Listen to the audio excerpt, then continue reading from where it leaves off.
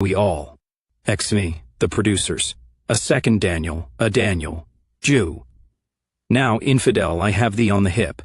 The Merchant of Venice, Act 4, Scene 1. Julia Lear was delayed for almost a full day in Portland, due to increased security measures surrounding pre-flight background and documentation checks by the Department of Homeland Security.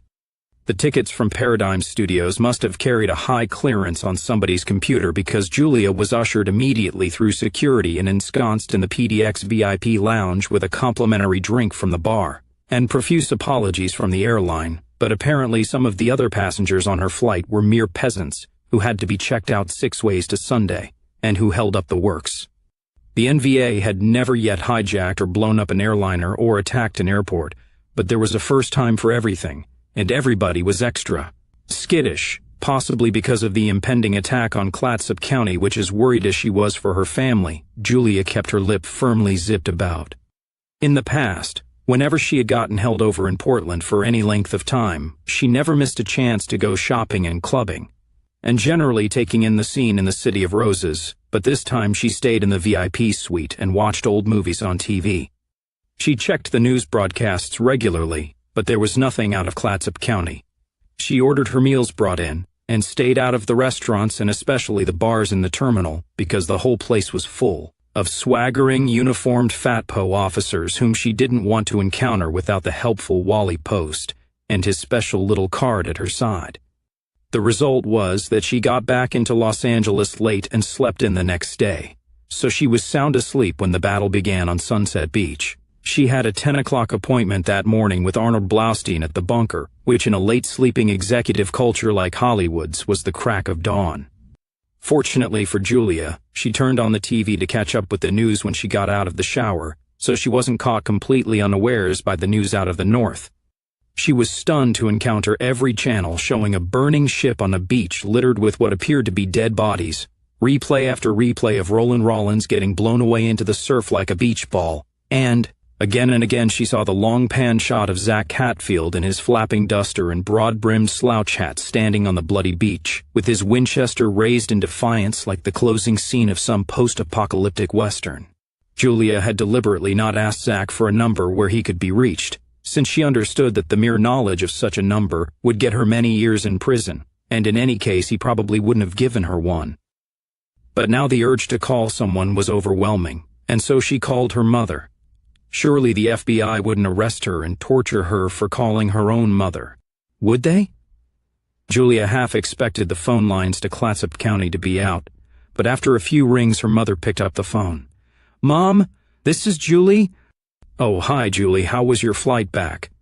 "The flight itself was fine, but I got held up for a long time at Portland Airport. Mom, are you all right?" she asked anxiously. "Yes, dear, I'm quite well." "No need to shout," said Mrs. Lear. "And our guests from the other night? Are they all right?"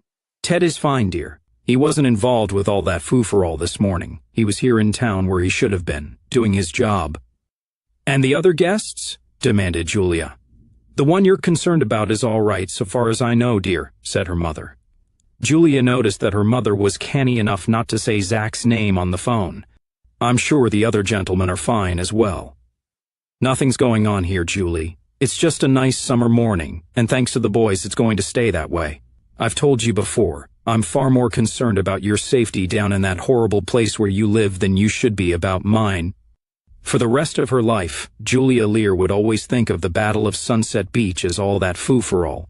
Julia debated whether or not to keep her appointment at the bunker, in view of the events of the morning and the probable exponential increase in Jewish paranoia, but decided she didn't have any choice. During the limo ride over to Paradigm Studios, she wondered if she would be arrested and disappeared if it became known that she had been with Zack Hatfield only 3 hours before the battle, and she decided to withhold as much information from the studio bosses as possible as to the actual details of her visit. Now that she had done what they asked, they might consider her to have become expendable. She changed her mind when she was ushered into the same meeting room as before. A giant plasma screen TV had been wheeled in on casters, plugged into the satellite cable and set up in one corner, while half a dozen multimillionaire entertainment industry executives were sitting like zombies, staring fascinated at the burning wreck of the Ventura and the smoke-wreathed, demonic figure of Zack Hatfield flourishing his rifle at them, like so many rabbits with the snake. They practically leaped to attention when she walked into the room and fell all over themselves, offering her coffee, an armchair, brunch from the buffet, a drink, practically plumping the cushions of her chair for her. All of a sudden, something dawned on Julia. They're afraid of me, she thought. They think Zack is my lover or my attack dog or something, and they are terrified I can sick him on them at will. They're afraid of Zack because they know he is not afraid of them, and they think I can command and control him. Julia remembered a little-known but canny saying of Winston Churchill's from his pre-Zionist days in the 1920s. The Jew is always either at your throat or at your feet. Julia had them at her feet now, and she decided to rub it in with a dramatic gesture. She pulled the Rolex watch from her purse, leaned over and handed it to Arnold Blaustein. He sent you a message, she said, nodding to where Zack stood on the television screen with upraised weapon. I think it's so you'll know that I did see him, and that what I have to say to you is straight up.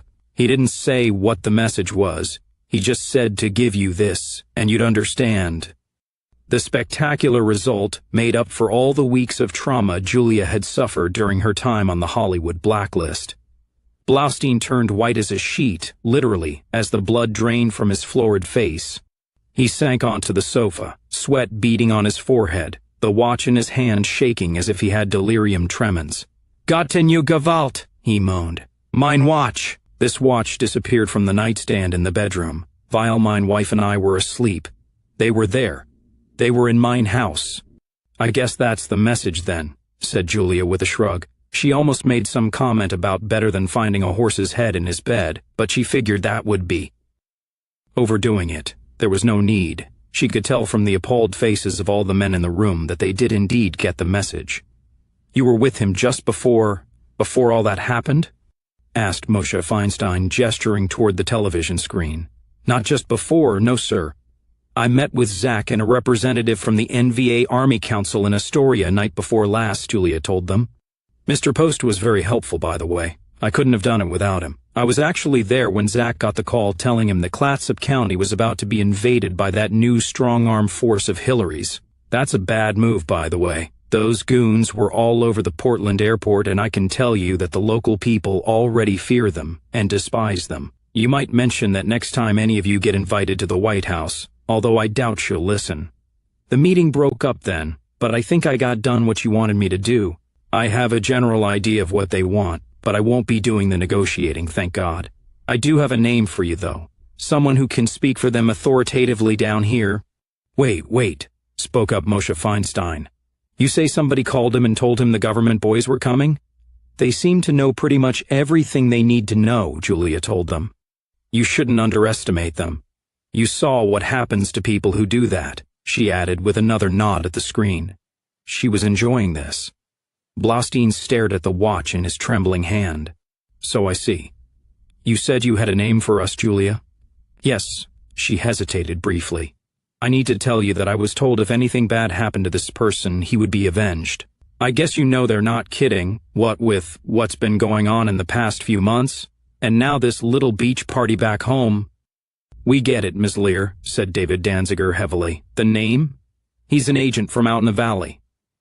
"Barry Brewer," Julia told them. "I have no idea what his actual status is with the NVA. But they say talk to him, and whatever he says goes." Blaustein nodded. "Erica Collingwood's agent. Of course. They were in it together. I don't suppose they told you where Erica is now?" "I didn't ask, and even if they knew, they wouldn't have told me." "What are their demands?" asked Danziger. "Basically, I think it will be livable," said Julia with a shrug. "No money, apparently. Just concentrate on movies and programming with schmaltz and sleaze. Nix on the constant petty needling like you, well, like Hollywood does when they don't like somebody. And no big epics about fighting evil racism in the Northwest. I don't know if you gentlemen can live with that, but speaking as one of the hundreds of thousands of people employed in the entertainment industry, I think all of us who want our paychecks back can live with it." "Tell me, Julia," asked Arnold Blaustein, still trembling, "what do you think your, boyfriend and his associates would take for the movie rights to this morning's events?" "My God," thought Julia in bemused surprise. Is there anything they won't try to make money from? It took almost a week to set up the meeting with the studio executives, but on a hot California night with an oven-like Santa Ana wind blowing down from the mountains and brush fires glowing on the distant Hollywood hills like goblin lights on Halloween, Barry Brewer stood in a Culver City motel room with his best suit on and a briefcase in his hand. The briefcase was just for show, empty except for a yellow legal pad and a pen, and the wireless microphone hidden in the lining. I wish we had the necessary skills to put the GPI actually into your body subcutaneous, said Oscar in a worried tone of voice. I understand the feds can do that now. You've got 3 on me now, said Brewer. The briefcase plus 1 in my shoe and 1 on the back of my wristwatch. I could stick another one up my butt if you like. That won't be necessary, Mr. Ripley, said Charlie Randall. We're using suspenders and belt in case you're searched. We figure if they run a metal detector over you, the one in your watch will beep first. You look sheepish and hand over the watch, and then maybe they'll figure they found it and they won't keep on down to your shoes. The microphone may set off the detector, but that's why we chose the briefcase with the stainless steel fittings and trim. May fool them, may not, depending on how dumb their security guards are. You know, we're violating the no-tricks rule I stipulated with Blaustein, said Brewer. As if they're going to keep to the rules? These are Jews, and according to their own Kol Nidre, they consider any oaths or agreements made with Gentiles to be non-binding, Oscar reminded him. You can bet they're going to be recording this whole thing with state-of-the-art hidden cameras and microphones. I only wish we could get some kind of visual on this, so if they break the agreement somewhere down the line, we can drop a dime on them to Homeland Security, and all of their rivals and competitors in the media, of course, letting them know who among the chosen has been playing footsie with Jerry Reb to gain an unfair advantage. One last time, Barry, are you sure about this? Oscar asked him keenly. You know this whole thing could be a trap. You could be walking right into the arms of the FBI and Fat Po. Christina, Jimmy, and Kiki are in place to monitor and record whatever we can get. But if it goes bad, there's no way we can assault that fortress they built and pull you out. Not with what we've got. I think you know what they will do to you in order to get you to talk. I know, said Brewer soberly. I've spent the past week handing everything over to Christina, and she's run with it, as she always does. That girl would have made a hell of an executive. Right now, I don't have the slightest idea where a single safe house or a single item of NVA equipment is, nor the whereabouts of a single Northwest volunteer other than you two. My own office and home have been sanitized from top to bottom, and all my financials are as clean as a hound's tooth. I'm ready to swear there's no paper trail anywhere. I don't have a single relevant item of information to tell them, even when they start clipping the electrical thingies onto my balls. You also understand that it will be a long time before we can re-establish two-way contact? Asked Charlie. We have to assume that from the moment you leave the meeting, if you leave it at all, you will be followed, surveilled, wiretapped, and electronically monitored everywhere you go by the enemy, either the government or these people's private spy network, hunting for some connection between you and the army they can pick up and unravel like a loose thread on a garment. You're going to be on your own for a long time, and everything you do, you're going to have to wing it. I can do that, said Brewer with a nod. I do have the one number you gave me memorized. Yeah, but for any one of a dozen reasons, by the time you need to use it, that number may no longer be valid, warned Charlie. If that happens, you're fucked. You've got that one number and that one authentication code word. They may try and set you up by pretending to be us, or pretending to be a volunteer in distress, or something like that. If they don't have that code word, you don't respond, not at all. You tell whoever it is to shoot through and hang up. Got it? Got it, said Brewer. Me and Oscar here are the only ones who know that word, continued Charlie. If both of us buy the farm, then you're well and truly buggered, because you'll have no way to authenticate. I have to admit, I'm not happy about leaving you turning slowly in the wind like this, but it's the only way this will work. You will be the only sure NVA man whose identity and location they know about. At least you damned well better be the only one. We can't risk them using you to start working up the chain. Got it, said Brewer. I'm down for this, don't worry. I've been helping you guys all this time, but I still have this feeling I'm not doing enough. I'm not brave like you. I couldn't do what you guys do, or what our friends did up on that beach in Oregon. But I know Tinseltown inside and out, and this I can do. You're about to walk alone and unarmed into a room with some of the most powerful Jews in the world, all of whom will want to tear you limb from limb, and none of whose word you can trust farther than you can throw them," said Oscar. "I'd say that's pretty courageous, comrade." "I suppose I should be worried or afraid, but I'm not," said Brewer with a shrug. "It's just that at long last I can help do something to fix this goddamned mess, or at least my part of it. You guys don't have show business in your blood. I do. This town and this industry are my life. With all the new technology and skills we've developed, we could do such good here, make such beautiful and enduring works of art. It just makes me want to weep and scream and bang my fists against the wall when I see what these people are using all this power and potential for. The potential for beauty and greatness has always been here, and sometimes it comes out in spite of everything when a truly great picture is made. But there's always been this undercurrent of filth and poison running through it all. I just can't live with it anymore. This is something that has to be done." "Sure you don't want to ride down there?" asked Oscar. "No. You guys need to take it on the arches now. I'll call a cab." "Good luck, comrade," they said, shaking hands for the last time before Oscar and Charlie moved out into the searing neon night of Los Angeles. As it happened, the studio executives kept their word, at least visibly. Brewer arrived at the Paradigm Studios gate in his cab and identified himself to the heavily armed guards there.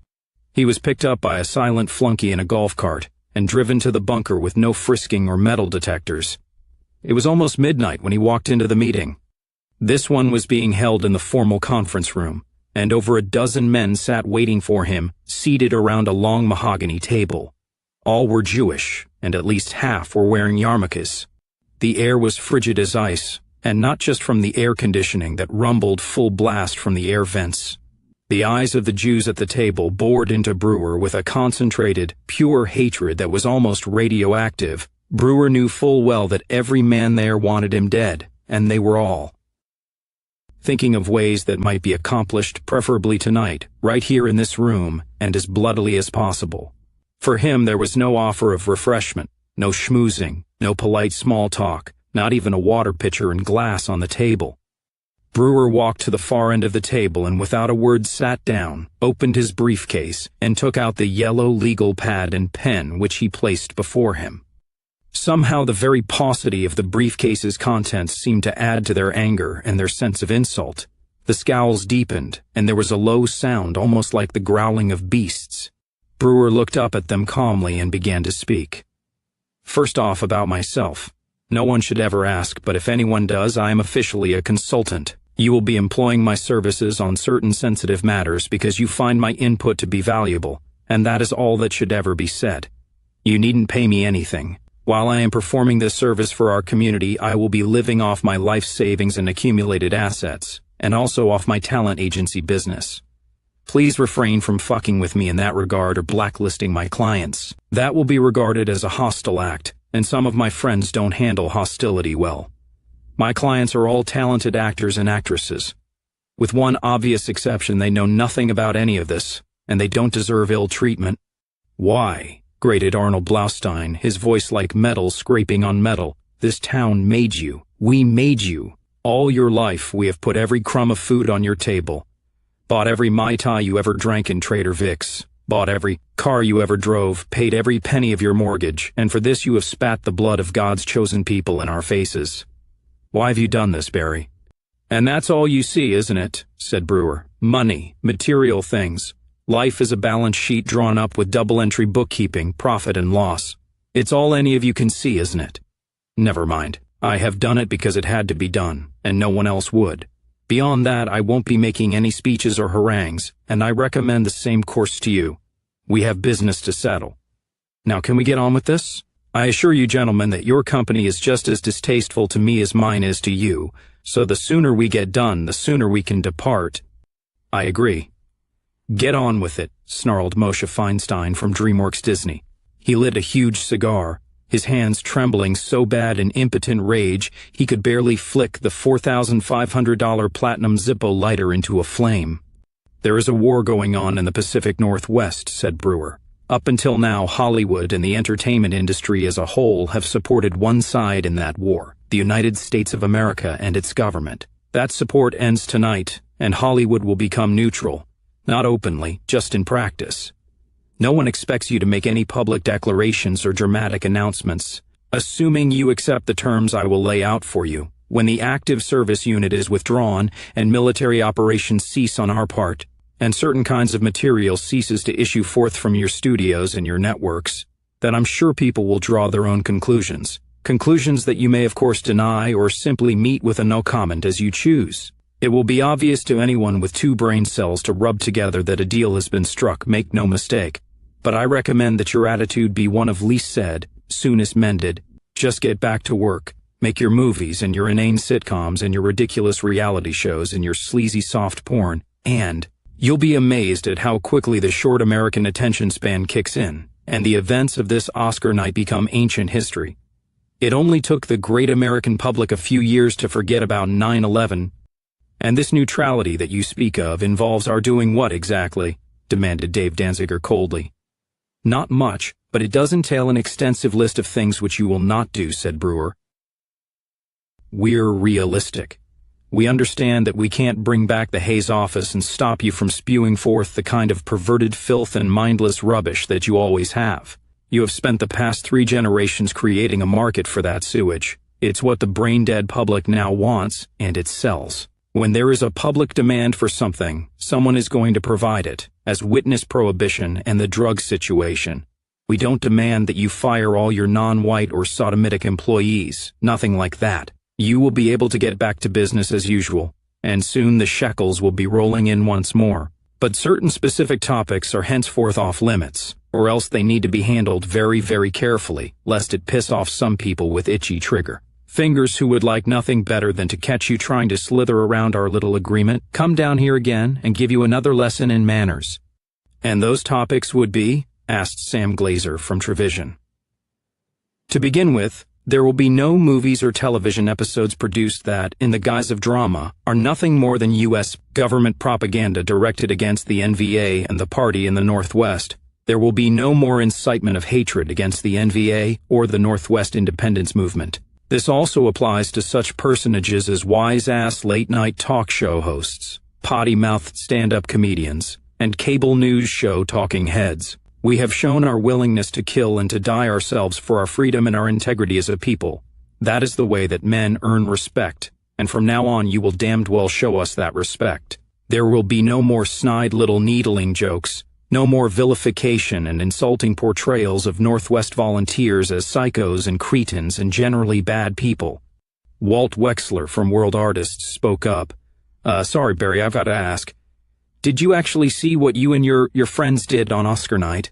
I did, because I was there, although by the grace of God all I got was a slight wound. How in the name of God can you say that the perpetrators of that horror are not bad people? What would you call that unspeakable slaughter, if not psychopathic? I would call it an act of war just as much as any engagement between soldiers. In case you've missed the past century, Walt, that's how wars have been fought since 1914, said Brewer in a level voice.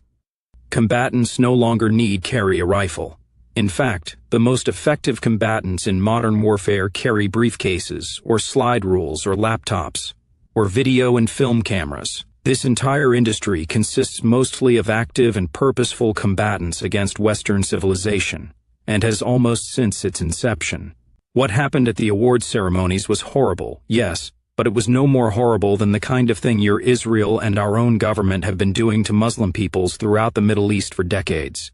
It's just that this time we got a good close-up in our living rooms of all the blood and the brains. Multiply Oscar night by 10,000 times, and you have the story of American foreign policy for the past 70 years. If those people had been Palestinians crushed by Israeli tanks, or Iraqis killed by American bombs, none of you men in this room would have batted an eye, and most of you would have laughed. The only reason you give a damn now is because your own ox is being gored. You're all bent out of shape because you finally got a dose of your own medicine. I'm sorry, I know I promised no harangues, but you asked. Sorry I asked, mumbled Wexler. Brewer continued. Secondly, Hollywood's moratorium on anti-white plots, characters, imagery, and polemics in general will not just apply to the Northwest conflict or the NVA. Anti-white incitement and group defamation from Hollywood and the television industry, directed. against Gentile people of European ancestry will cease forthwith. This isn't just a matter of common decency or fairness, we wouldn't be so naive. It's so you can't sneak in anti-NVA propaganda in the guise of historical films, or apparently unrelated plot lines in TV series, etc. There are to be no more fat Southern sheriffs beating on poor defenseless white liberals. There are to be no more evil Nazis acting as clownish foils for your infantile action heroes. There are to be no more evil Confederates flogging black women, no more Ku Klux Klansmen raping and lynching, no more stereotyped redneck villains getting beaten up by clever wisecracking niggers, no more equating a woman having blonde hair with being an idiot and a slut. No more racial or cultural stereotyping of any kind directed against white people. I don't have to spell this out for you, gentlemen. You all know damned well what you've been doing for the past century, and please do not insult my intelligence by trying to deny that you don't understand me perfectly well. Now you're going to stop it.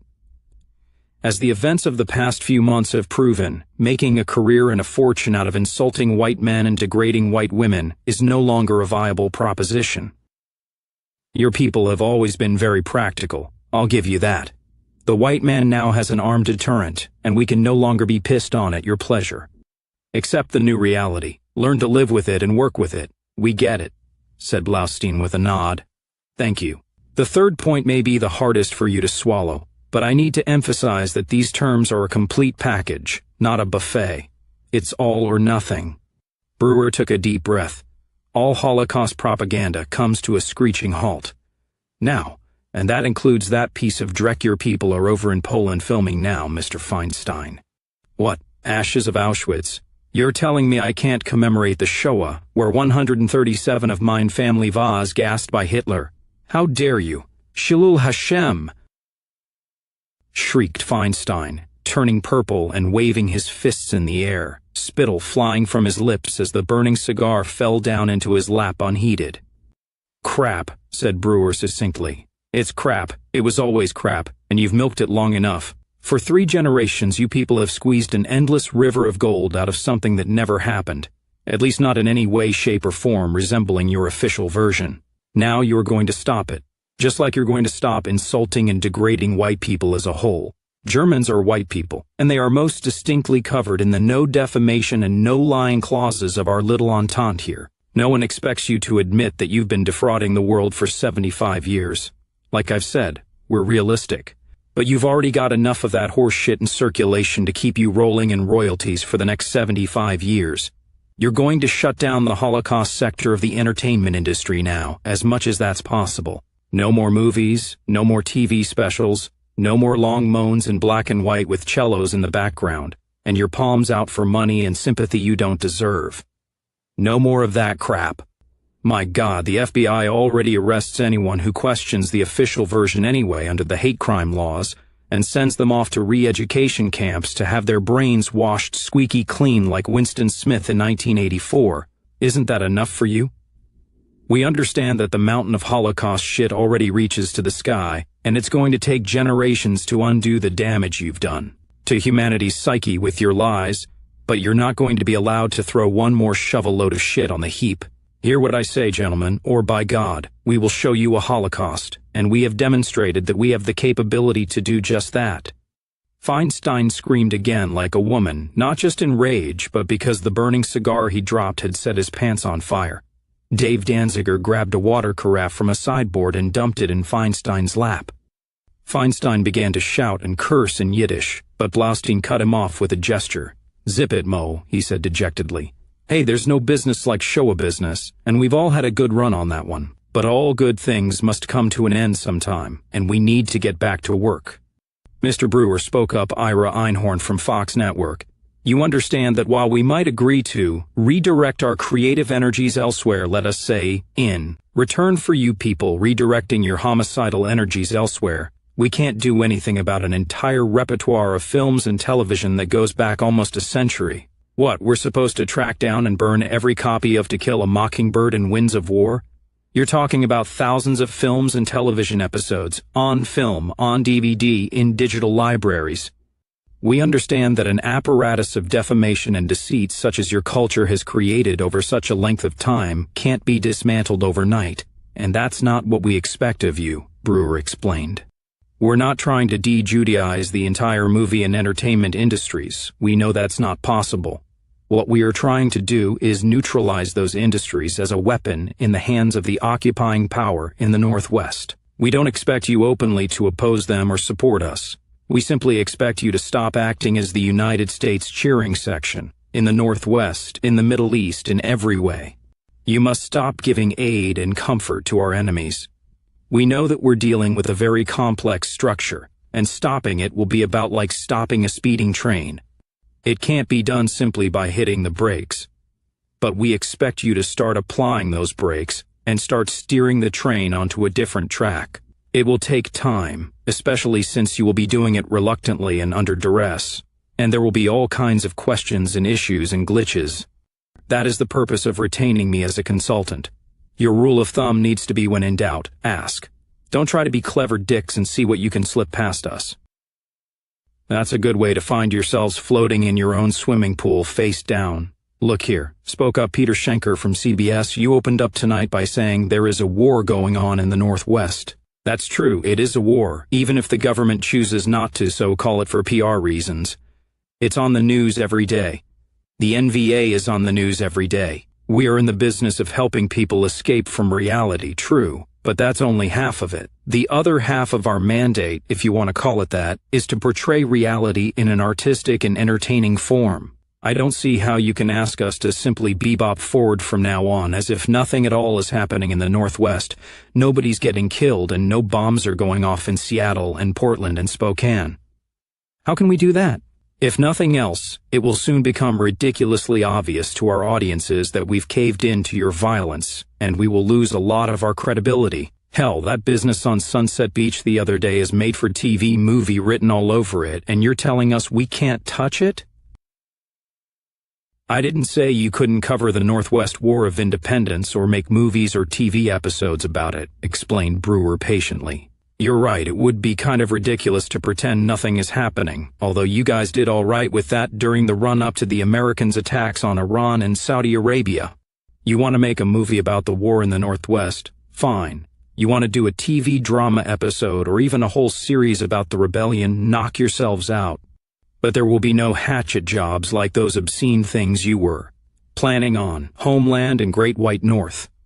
You want to show the violence and bloodshed? Sure, you've got to in order to be accurate. But we expect to see balance. We expect you to show the torture chambers in the Portland Justice Center and the Fatpo Barracks, as well as NVA bombs and kneecappings. We expect you to show bad FBI and U.S. attorneys as well as bad NVA men. And when you do portray volunteers, we expect them to be normal, human characters, not one-dimensional stereotypes or clowns or racist villains out of central casting. We expect you to deal extensively with why the volunteers are doing what they're doing, and I don't mean your usual horseshit about hate. We expect you to portray a terrible but complex and highly nuanced situation as just that. Complex and difficult with the good and the bad evenly distributed on both sides. We don't expect you to make NVA propaganda movies. We're starting to do that ourselves in a small way, and after independence, the Republic will produce enough of those on our own. But we expect balance. And who defines balance? Demanded Rafi Itam from MGM. I do. I'm your consultant, remember. The guy who makes sure that when you go into your swimming pool it's just for a dip. You'll have my number.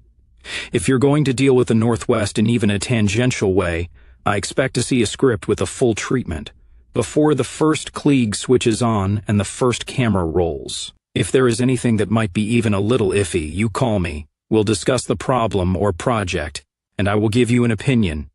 An opinion backed up by bullets and explosives, said Wexler bitterly. Precisely, agreed Brewer with a chilly smile. The kind of opinion that it will behoove you to listen to. The only kind of opinion it seems the Jewish people are inclined to listen to